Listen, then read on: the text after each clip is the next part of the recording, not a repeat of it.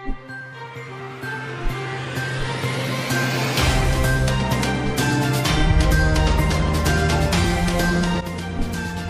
back, students and faculty, to November Sharp News Network episode. My name is Sebastian Lojano. And my name is Gabriel Vasquez. November marks the end of fall sports such as volleyball, golf, cross country, and flag football. At the same time, it also marks the beginning of winter sports. Soccer is among these winter sports, and we are already in the beginning of another amazing season for the boys. Let's go to Lena and Diana, who are interviewing some of the soccer players and coaches. There's a lot of uncertainties with the upcoming season. We graduated 8 seniors who have been with the program all 4 years just about, and so to replace those guys is going to be a challenge. We have a lot of youth with only 1 senior this year, so we're excited to see how the pieces come together, and it's going to take a few games to see how the guys truly come together. I know this is my 2nd year as the head varsity coach, and then I assisted Mr. Biesterfeld my 1st year here at Divine Savior. In previous schools I coached soccer, coached all the sports, basketball, volleyball, wrestling, cross-country, track. I've just been an athlete through my upbringing and then in college as well. So I'm excited to take the things that I've learned and to instill them in these young gentlemen. I'll give my 100% in every game, like last season, just that with a little bit cooler head this time. But then that's from my side. However, from the players, I'm expecting the same because they all have a passion for the game and they all want to leave the school's name high, especially Kike. Yes. We want to win state championship. Get rings. Hustling, good passes, very good goals. Playing time for him. And a lot of fun. It was great to learn about the bright future of our boys' soccer team. We would love to see you all come to our upcoming soccer games. Go Sharks!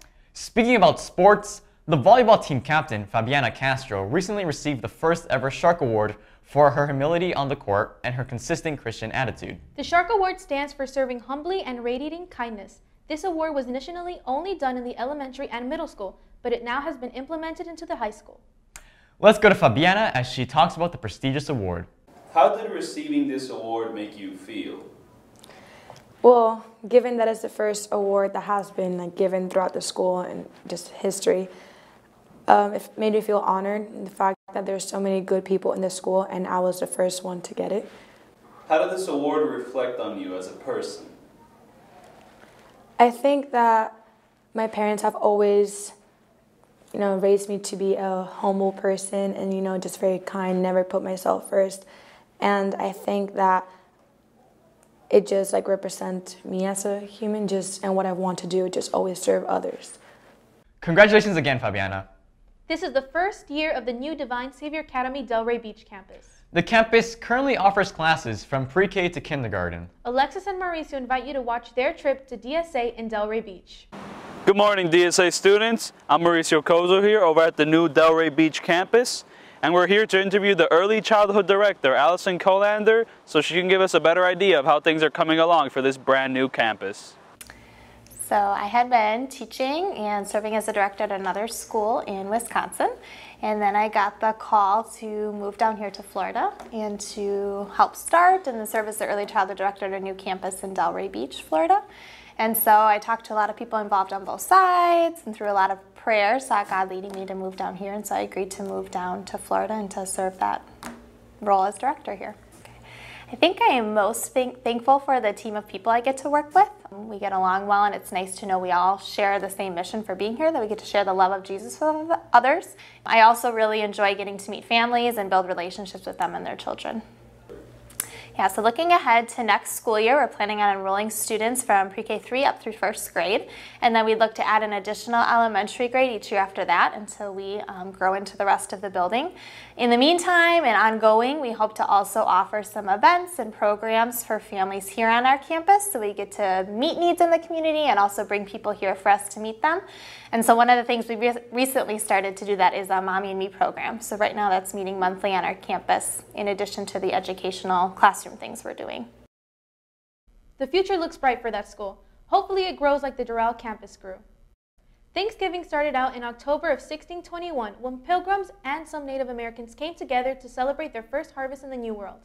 Thanksgiving then became an annual celebration for years to come, Eventually, it was made into a federal holiday by my man, Abraham Lincoln, in 1863. Today, Thanksgiving is normally celebrated by reuniting with the family, watching football, and eating food. Now, we go to Alec and Anna for a special Thanksgiving segment. Thanksgiving, a classic American holiday that we all know and love. Nowadays, it may be better known for holding some of the greatest discounts of the year. It gives us the opportunity for time with family, an incredible meal, and this holiday certainly has a special place in the hearts of Americans.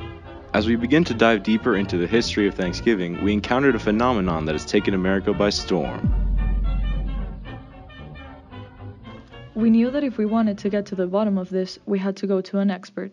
Well, if I were describing Thanksgiving, it is a holiday celebrating freedom from religious persecution in Europe in the 1600s. Today, if I were describing Thanksgiving from a Christian's point of view, I'm just being thankful for all the blessings that God gives us day in and day out.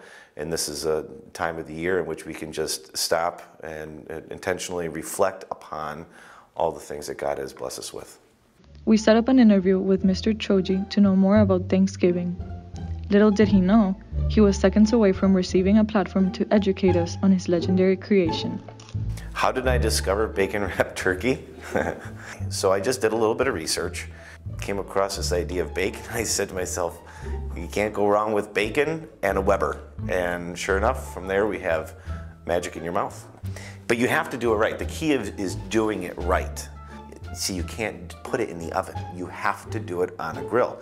You have to do it either smoking it with indirect heat or with charcoal and indirect heat. And it acts as a natural shield, almost like the covering that went on the Apollo mission, you know, to protect the heat from burning up the ship. The bacon acts as a shield to protect the ship, which is the turkey, because it cooks and it's just like boiling grease for 3 hours. Imagine that. You know, don't knock it unless you try it. You gotta try it once. And if you fail, well, try again. And I think it's an art, you know. It's like molding clay. You know, it's an artwork. And I think I'm pretty good at it. A bacon wrapped turkey is for you.